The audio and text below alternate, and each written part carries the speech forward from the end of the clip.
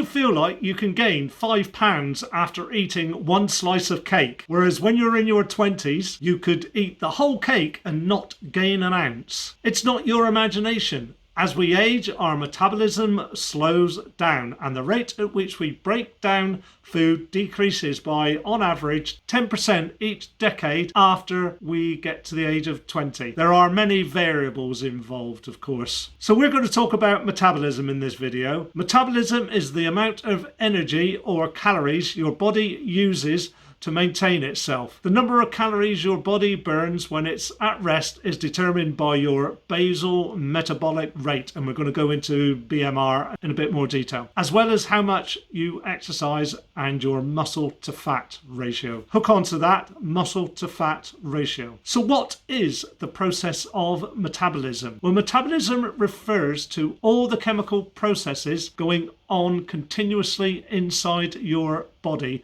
that allow life and normal functioning to happen. Maintaining normal functioning is called homeostasis, by the way. These processes include those that break down nutrients in our food and those that build and repair the body. The number of kilojoules your body burns at any given time is affected by your metabolism. Your metabolic rate is influenced by many factors, including age, gender, muscle to fat ratio, amount of physical activity, and hormone function. What we're going to talk about first is 3 basic metabolism types. These are ectomorph, mesomorph, and endomorph. Definitely words you probably won't use in normal everyday language, but learning the types of body you were born with will help your fitness plan in the long run. So here's what they look like. Briefly, ectomorphs have incredibly fast metabolisms, which enable them to virtually eat anything they want in the quantities they want and barely gain any weight at all. Whilst finding it tough to gain fat may sound great, like your ultimate dream, ectomorphs also find it difficult and notoriously difficult to gain muscle as well. Endomorphs are the exact polar opposite of ectomorphs. They gain fat much easier, but they also gain muscle easier as well. And finally, we have mesomorphs, which is where I think I put myself. Mesomorphs are considered to be genetically gifted, as they are blessed with the ability to build muscle and burn fat much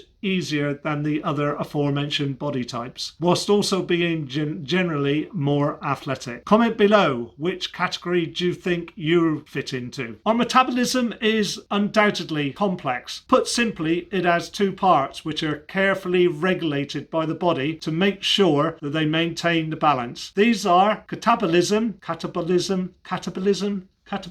how would you say it? And anabolism. So catabolism is the breakdown of food components such as carbohydrates, fats, and proteins into their simpler forms, which can then be used to provide energy and the basic building blocks needed for growth and repair. Anabolism is the part of metabolism in which our body is built or repaired. Anabolism requires energy that ultimately comes from our food. When we eat more than we need for daily anabolism, the excess nutrients are typically stored in our body as fat. So next we're going to move on to a metabolic rate. Your body's metabolic rate, or total energy expenditure, can be divided into 3 components. Now I'm going to go through all 3. The first is one that I've already mentioned, which is your basal metabolic rate, or your BMR. Even at rest, the body needs energy, or kilojoules, to keep all its systems functioning correctly, such as breathing, keeping the heart beating, and circulating the blood, growing, repairing cells, and adjusting hormone levels. The body's BMR accounts for the largest amount of energy expended daily, 50 to 80% of your daily energy use. Yes, 50 to 80%. So how important is the BMR if you want to lose weight, lose fat? So the BMR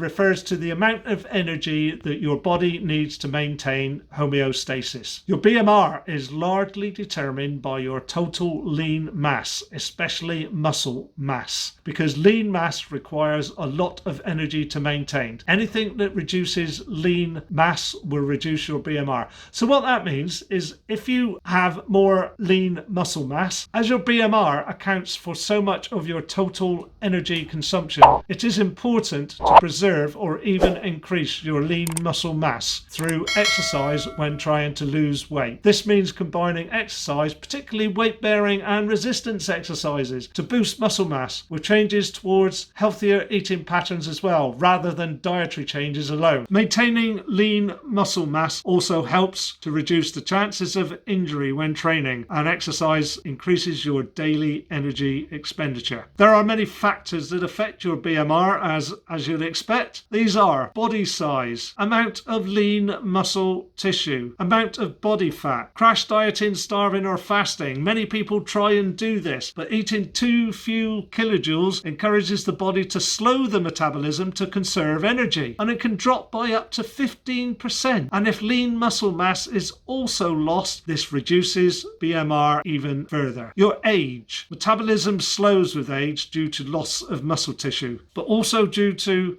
hormonal and neurological changes as you age. Sorry ladies, but gender does come into it. Men generally have larger body sizes and therefore have faster metabolisms. And the amount of physical activity. How many times must I sell this message? Hard-working muscles need plenty of energy to burn. Regular exercise increases muscle mass and teaches the body to burn kilojoules at a faster rate, even when at rest. You need to maintain your muscle mass. So there are many calculators for BMR in this day and age, and I'm just going to show one that I use to calculate my BMR. So here we are, right? I'm on calculator.net. Look at that weather out there. Look at that. Yuck. Anyway, back to BMR calculator. Calculator.net, right? And I've selected BMR calculator. So I'm on metric units there, defaulted to. I'm going to change it to US units. So I'm 61, I'm male, I'm 5 feet 8 inches, and I know I'm about 164 pounds.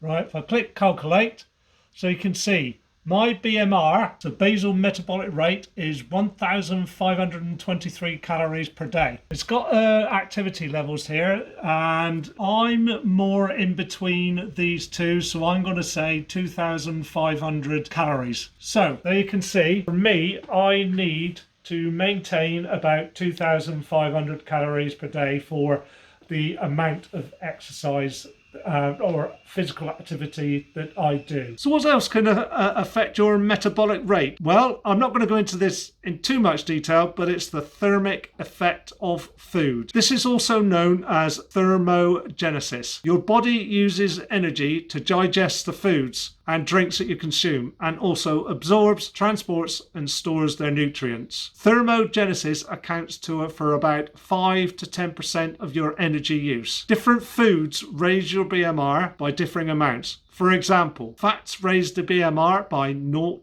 to 5%, carbohydrates raise the BMR by 5 to 10%, and proteins raise the BMR from 20 to 30%, which is I personally do take a lot of protein, far more than what is allegedly the ideal recommended amount. Finally, what else can affect your metabolic rate? I've been into this a little bit, but it's energy used during physical activity. This is the energy used by physical movement, and it varies most depending on how much energy you use during the day. Physical activity includes planned exercise like going to the gym or going for a run, but also includes incidental activity like pegging the washing out or playing with a dog or even fidgeting. Based on moderately active person of 30 to 45 minutes of moderate intensity physical activity per day, this component contributes to about 20% of your daily energy use. During strenuous or vigorous physical activity, our muscles may burn through as much as 3,000 kilojoules per hour. The energy expenditure of muscles makes up only 20% or so of total energy expenditure at rest, but during strenuous exercise, it may increase 50-fold or more. So get working those muscles. Energy used during exercise is the only form of energy expenditure that we have have any control over. That makes sense, doesn't it? I mean, we choose to exercise or we choose to be slovenly. However, estimating the energy spent during exercise is difficult, as the true value for each person will be based on many factors such as the weight, age, general health, and intensity at which they exercise. So let's finish by talking about metabolism and age-related weight gain. Muscle tissue has a large appetite for kilojoules. The more muscle mass we have, the more kilojoules or calories that you will burn. What's not to like? Come on, what's not to like? People tend to put on fat as they age, partly because the body slowly loses muscle. It is not clear whether muscle loss is a result of the aging process or because we just become less active as we age. However, it probably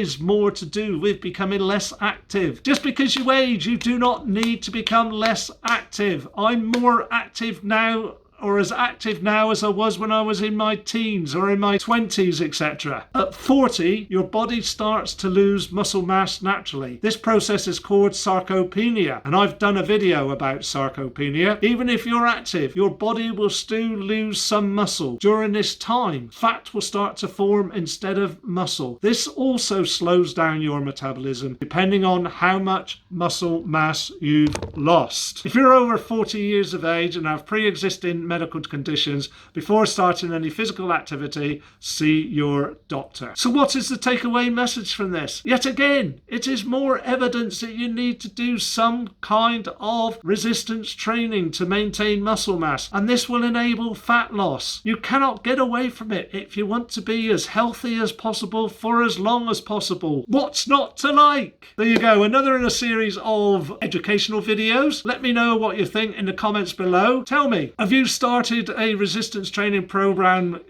from the age of 40 onwards? There are plenty of videos around here that I'd like you to see. Have a go. Some of them are for beginners and do include resistance training. Please like, subscribe, and share this important message. I want to help you get healthier. See you again soon.